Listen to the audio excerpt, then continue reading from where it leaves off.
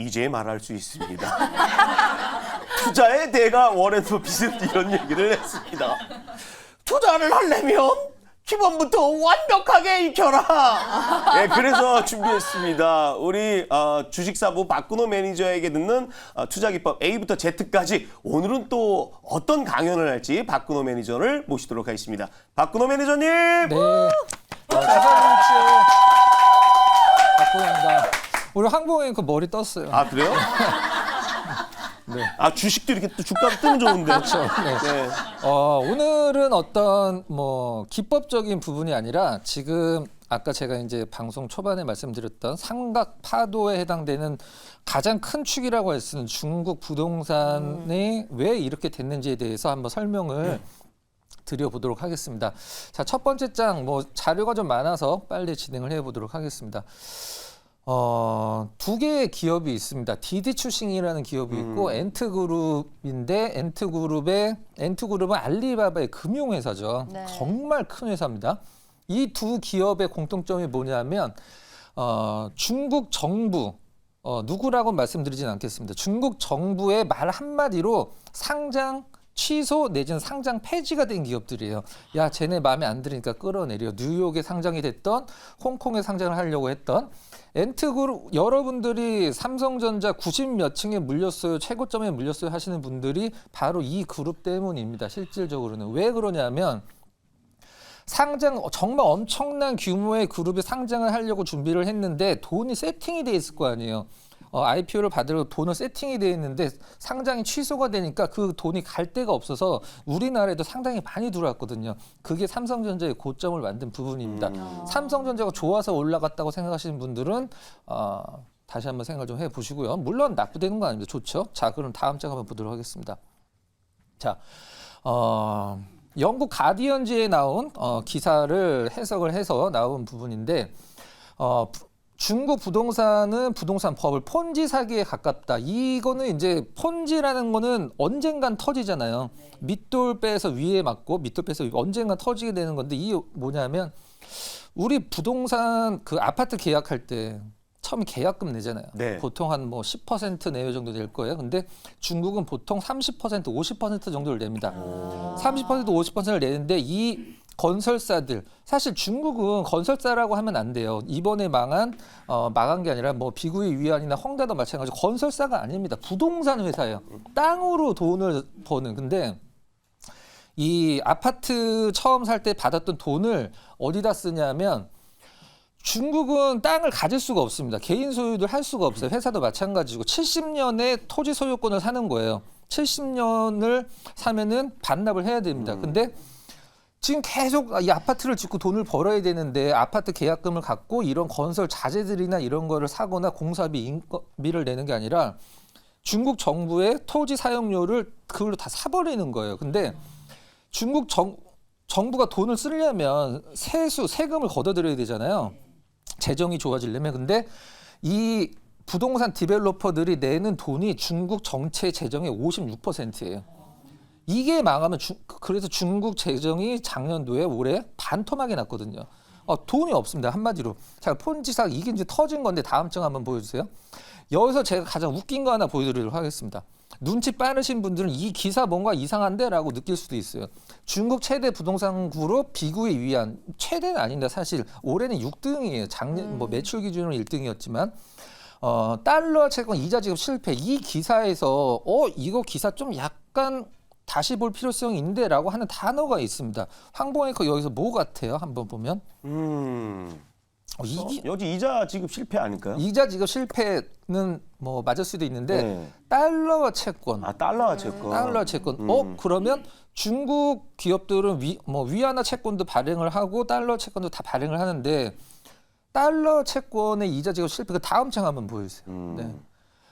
달러 채권 디폴트 한마디로 배째라가 위안화 채권의 40배. 이건 무슨 말이냐면 중국 내부의 금융회사들을 많이 관계가 있는 위안화 중국 돈의 채권은 다 갚았어요. 거의 디폴트가 없습니다.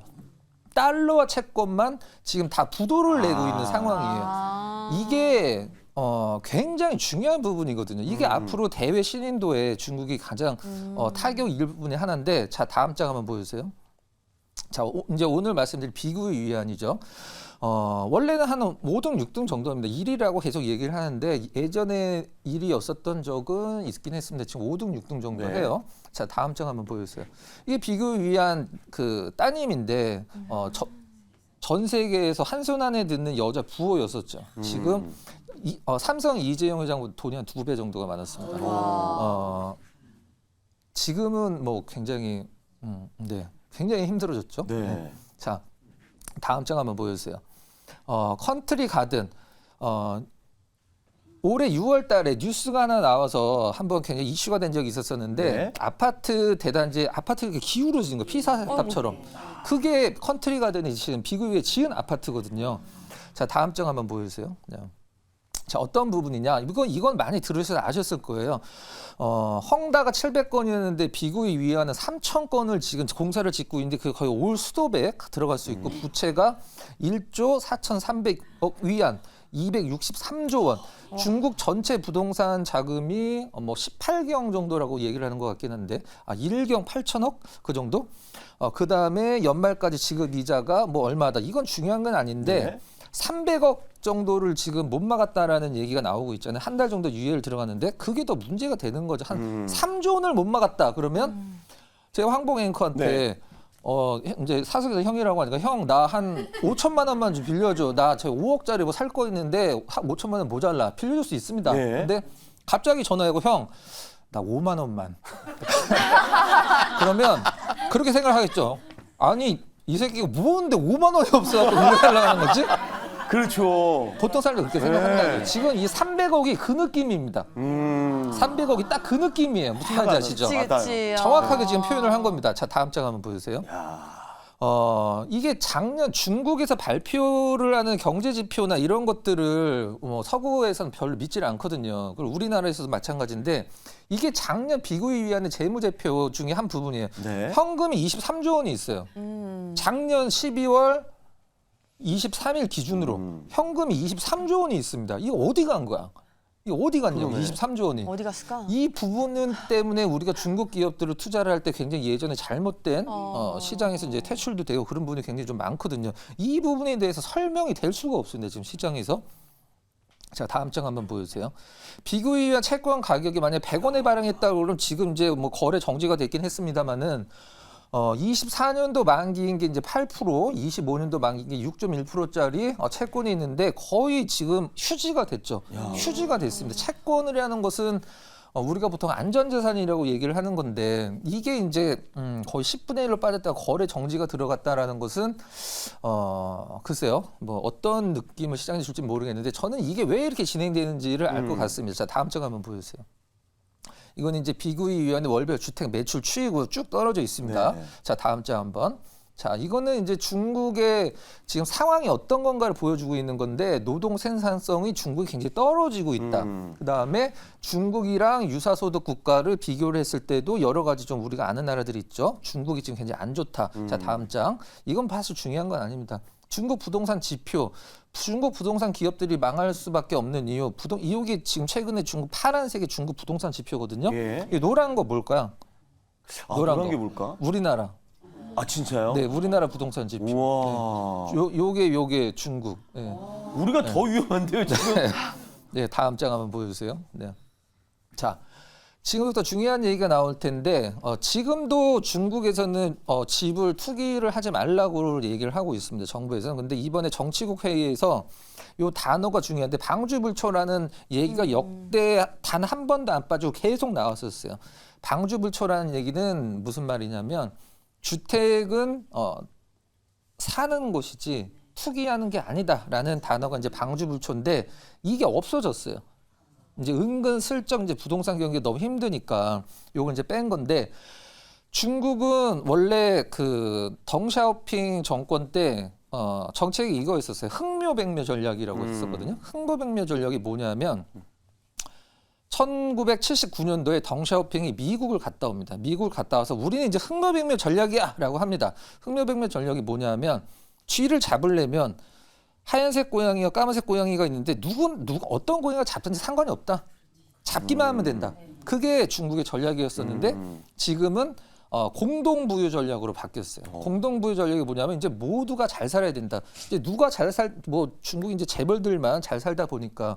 근데 그 공동 부유 전략이 나온 게 바로 저는 이 부동산 정책의 결과라고 생각을 하는데 제 생각입니다. 근데 지금 중국의 건설사들을 보면 민영 건설사, 공영 건설사가들이 있는데 공영 건설사들은 주가가 굉장히 좋아요. 네. 주가가 굉장히 좋습니다. 근데 민영 건설사들은 굉장히 망가지고 있죠.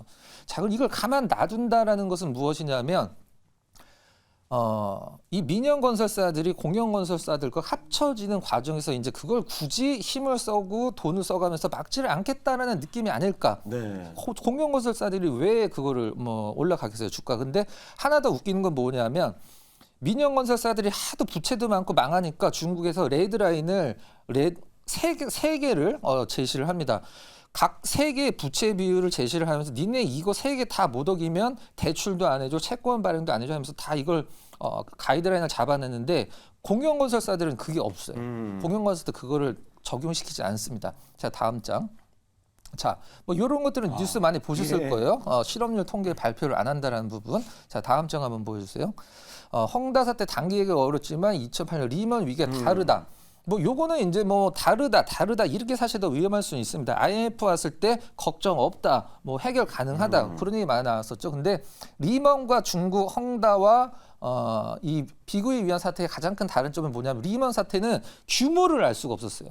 우리가 보통 이 비구에 의한 지금 부채가 얼마고 뭐다 이렇게 나오잖아요. 네. 리먼 때는 그게 없었어요. 그게 뭐냐면 끝을 알 수가 없는 거예요. 끝을 알 수가 없으니까 그만큼 충격파도 컸었고 리먼 때는 갑자기 온 거고 이거는 이제 부동산 쪽은 이미 시장에서 예상을 했던 부분들. 네.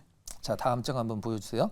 요게 이제 헝다 사태 때 코스닥 시장의 흐름이었었는데 한 번, 두 번, 세 번, 네 번, 다섯 번 폭락 나오고 올라는 왔습니다. 네. 올라는 왔는데 사실 이때 시장에서 뭐 망한다, 뭐 이때도 뭐 리먼 얘기가 나오긴 했었습니다만은 그냥 흐지부지 없어졌었죠. 지금은 어떻게 될지는 모르긴 하겠습니다만 가장 걱정되는 부분은 자, 다음 장 한번 보여주세요. 뭐 중국에서 뭐 부동산 경기가 나빠지고 어떤 부분들이 잘못되다라고 해서 가장 큰 문제는 이 위안화 절하로 인해서 우리나라 원화는 위안화랑 같이 움직이거든요. 네. 무조건 같은 방향으로 움직입니다. 그러면은 고환율이 계속될 수밖에 없다는 부분. 그러면 우리나라 증시에서 외국인 수급들이 빠져나갈 수밖에 없다는 거. 이게 가장 큰 문제지 사실 다른 건 아니라고 생각을 네. 합니다. 시간 관계상 뭐 준비한 부분들을 다 설명을 못 드렸는데 다 공개 방송에서 조금 더 자세히 말씀드리도록 하겠습니다. 네, 박수로 맞아주시고 네, 오시죠. 오늘 또 하나 또 배웠네요. 오늘 또 박근호 매니저님의 또 인사이트가 궁금하신 분들 상당히 많을 것입니다. 박근호 매니저님을 만나려면은 여기 저 창 있잖아요. 유튜브에 박근호 매니저 그리고 녹색 창에 박근호 매니저 검색하시면은 박근호 매니저님이 운영한 또 무료 밴드가 있습니다. 그쪽 오셔서 가시면 좋고. 자, 오늘 어떤 것도 얘기하실 거예요? 이 얘기 후속으로 계속 가는 겁니까? 네, 이 얘기 너무 시간 관계상 얘기를 못 드려서 네. 아쉬워요. 오늘 12시에 네. 너튜브에서 네. 여러분들과 함께 이 얘기에 대해서 좀 자세히 말씀드리고 네. 그럼 지금 이것과 관련돼서 수혜를 볼 수 있는 그렇죠. 기업도 있지 않냐라고 생각을 할 수 있는데 그 부분도 오늘 12시 너튜브에서 여러분께 뵙도록 하겠습니다.